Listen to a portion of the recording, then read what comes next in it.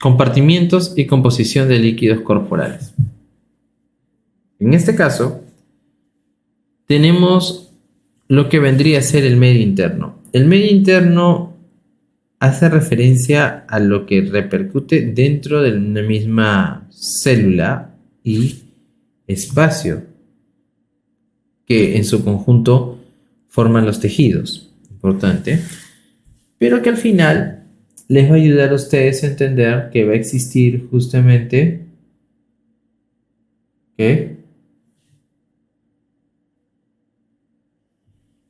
una, podríamos decir, respuesta, pero frente a esto. Ingresos y pérdidas. Para nosotros poder entender esto, tiene que haber un primer concepto, que es el agua corporal total. El agua corporal total. ¿Cuánto de nuestro peso es agua? O mejor dicho, ¿cuánto de nuestro cuerpo es agua y cuánto representa en lo que vendría a ser en el peso? Es diferente. El agua corporal total representa el 60% de nuestro peso en kilos. Si yo peso 70, es un ejemplo, el agua corporal total, ¿cuánto será? El agua corporal total será 42 litros de agua. En una persona que pesa 70 kilos, el agua será aproximadamente 42. Este porcentaje varía respecto al sexo y respecto a lo que vendría a ser el grupo etario.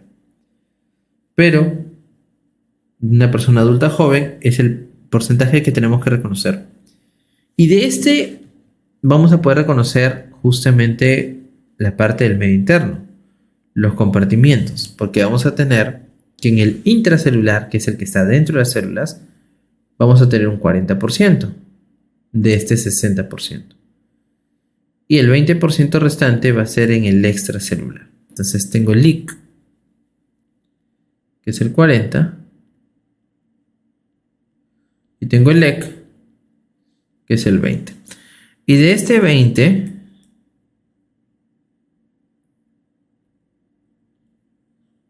voy a tener el intersticial,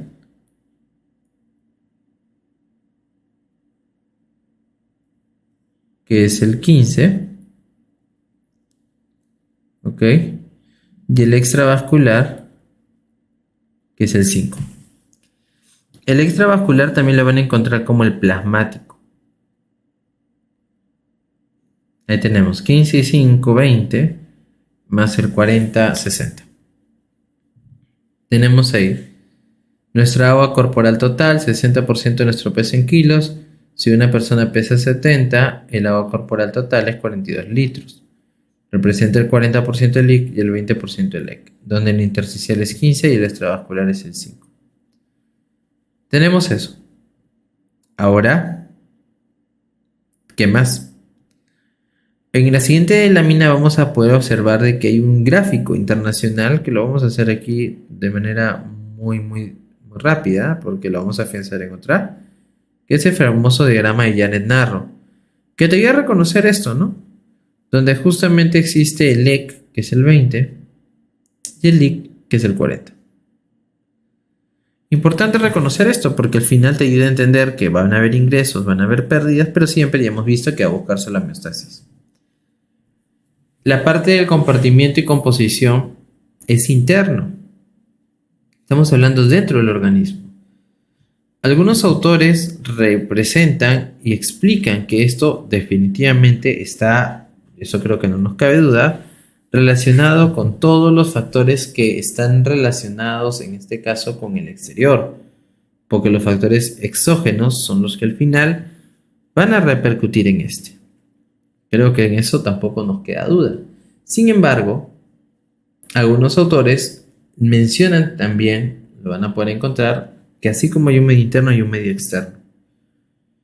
Y eso sería todo lo que está con los factores ambientales. ¿Okay? Nosotros no lo vamos a precisar tanto así, pero pero sí también lo hemos revisado y es importante que lo tengan por si lo leen en algún libro.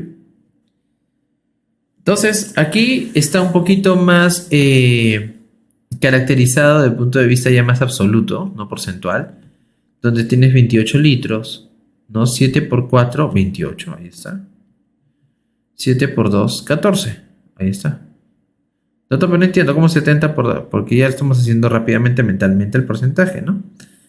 Y de este 14 habíamos visto que es 15 y 5, 11 y 3 respectivamente. Cuando tú sacas una muestrita de sangre, ¿tú estás sacando del intra? No. ¿Estás sacando del extra? Sí. ¿Del intersticial? No. Del plasmático. De aquí sacas. Por eso que, si bien es cierto, nosotros tenemos los valores representativos de muchos de los solutos inorgánicos y orgánicos, nosotros reconocemos los del plasmático, ¿no? Es decir, por ejemplo, si tú sacas de sodio y valoras en el AGA, que es el análisis de gases arteriales, tú sabes de que es de 135 a 145 en el extracelular. Dicho sea de paso, es el cation más importante del líquido extracelular por tu examen. Y sabes que en el intra oscila entre 5 y 15, pero tú no valoras ese dato para el análisis clínico. Sí para el análisis de proceso, porque es importante que exista una diferencia de concentración y de carga para que se dé la fisiología óptima. Pero de esa forma, entonces tú, lo que sí muchas veces vas a tener que aprenderte de memoria son más que los intra, son de los extra, porque estamos hablando del plasmático. Ingresos, ok, obviamente por la ingesta generalmente. Pero ¿por dónde perdemos? Muchas veces reconocemos a los riñones cuando es orina, porque es agua, por el sudor quizás, la piel. Pero en las heces también se pierde agua, porque existe un porcentaje menor, obviamente.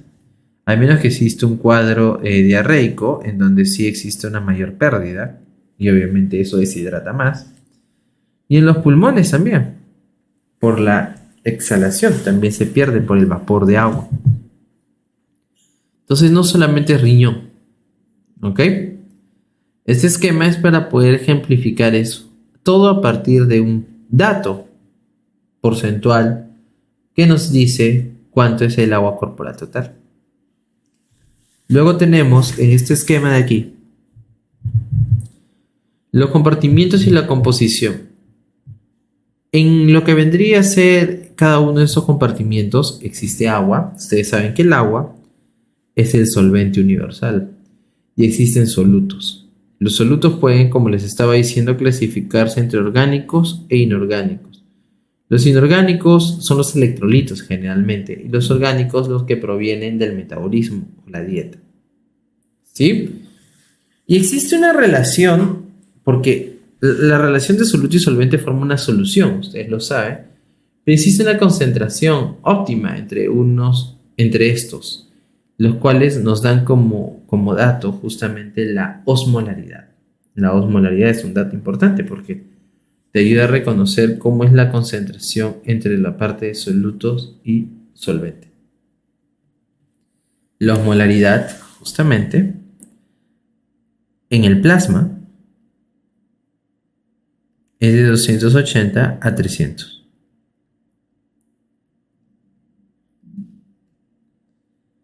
Ahí es donde ustedes van a poder reconocer, ok, existe una relación porcentual óptima entre solutos y solvente. ¿Y qué pasa si aumenta la osmolaridad? Siempre hay un más menos 10 por si acaso, pero utilizamos esto de manera generalmente internacional. ¿Qué pasa si aumenta? ¿Qué pasa si disminuye? Si la osmolaridad aumenta, la solución va a ser hiperosmótica. Así se va a denominar. Y si disminuye, se tornará hiposmótica. Y si se mantiene, se denomina isoosmótica. Este es isoosmótico. Pero doctor, ¿y eso para qué me es importante? Bueno, puede aumentar, puede disminuir, pero ¿me es útil? Claro que sí. Porque el cambio en la osmolaridad es un estímulo. Habíamos dicho de que los estímulos generan respuestas. Los cambios en la osmolaridad generan muchas de las respuestas que en el día a día los presentas y que quizás no los habías reconocido como tal. Entre ellos, la sed. Ahorita que ya estamos en verano, ¿por qué nos da sed? Por el aumento de la osmolaridad. Cuando pierdes más solvente y hay más soluto, ahí está interesante. Ahora, no necesariamente es porque perdiste más solvente, también puedes haber ganado más soluto, pero el hiperosmótico indica que hay más soluto. Eso es lo que tienes que reconocer. Y el hiposmótico te indica que hay más solvente. En otras palabras, ¿dónde está más concentrado? Aquí. ¿Dónde está más diluido? Aquí. ¿Ok? ¿Dónde está más concentrado y dónde está más diluido? El hiperosmótico está más concentrado. El hiposmótico está más diluido. Hiper, hipo. Ahora, ese es importante. ¿Por qué se puede tornar más concentrado? ¿Por qué puede estar más hiperosmótico? Aquí hay dos escenarios. Ok. Un escenario es que hayas ganado. Disculpen, se borró todo. Ahí está. Un escenario es que hayas ganado más soluto. Ganado. ¿Cómo puedes haber ganado? Por la ingesta. La sal. Ustedes, consumen, no sé, cancha. Pequeños, salados. Generalmente. Cuando los preparan como snacks en las reuniones. Tienen un toque de sal. Que justamente lo hacen con la finalidad de que la persona luego pueda consumir una bebida. ¿Ok? Pero imagínate, como en el cine, cuando consumes una bebida que es gaseosa, que de por sí también es alto en solutos, porque es azúcar, te sigue dando sed. Mira, interesante. Pero hay más soluto. Esa es una. Y la otra es que hayas... ¿Qué otro escenario puede generar que exista mayor concentración de soluto? Al final esa es la consecuencia.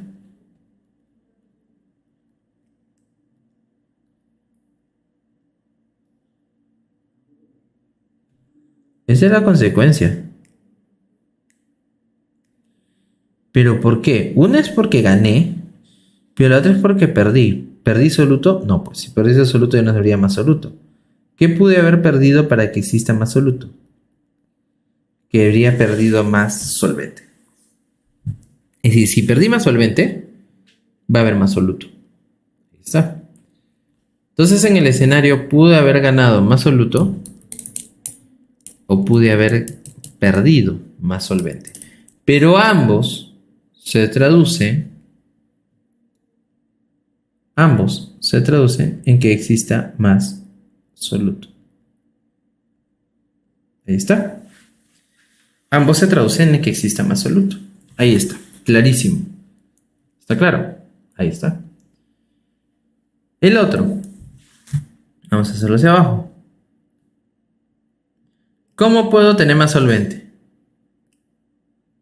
Una es que haya ganado más solvente. Ahora en el verano, cuando uno se pone a hacer ejercicio y se mete al gimnasio, ¿verdad? Paga la membresía de un año y va una semana, ¿verdad? Sí, de repente, casos de la vida real. Y muchos se emocionan y empiezan a tomar agua, pero en exceso, es decir, como creyendo que se van a bajar de peso. Porque al final no es que esté bien necesariamente hacer eso. Obviamente estás haciendo deporte, tienes que reponer, pero sin que tengas sed y tomas agua. Y eso se vuelve una manía a veces, se llama potomanía.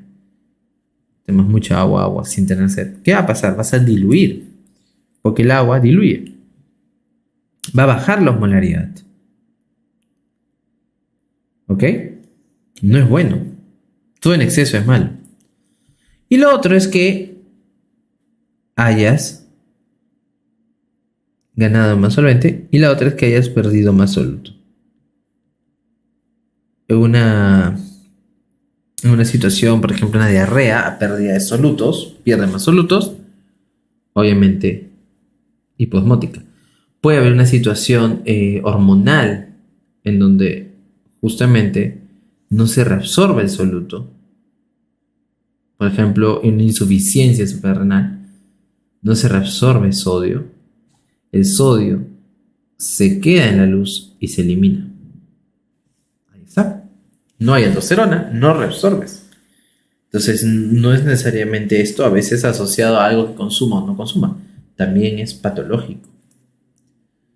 Y repercute en la osmolaridad. Y estos son estímulos para generar nuevas respuestas. Pero, ¿qué es lo que vas a buscar como respuesta siempre? Que sea isosmolar.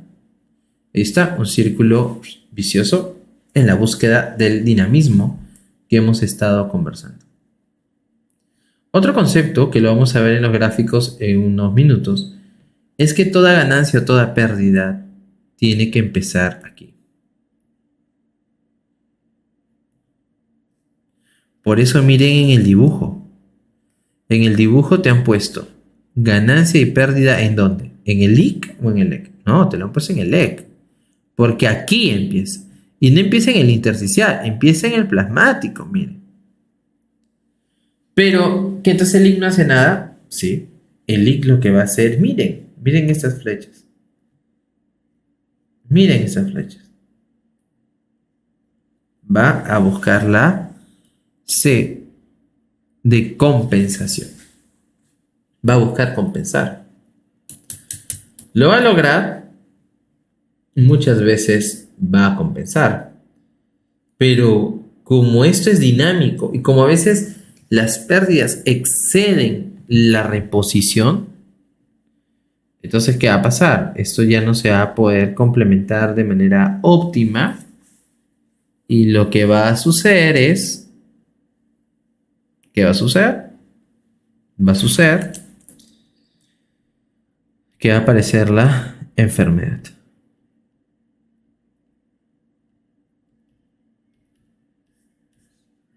Y ahí viene un concepto más.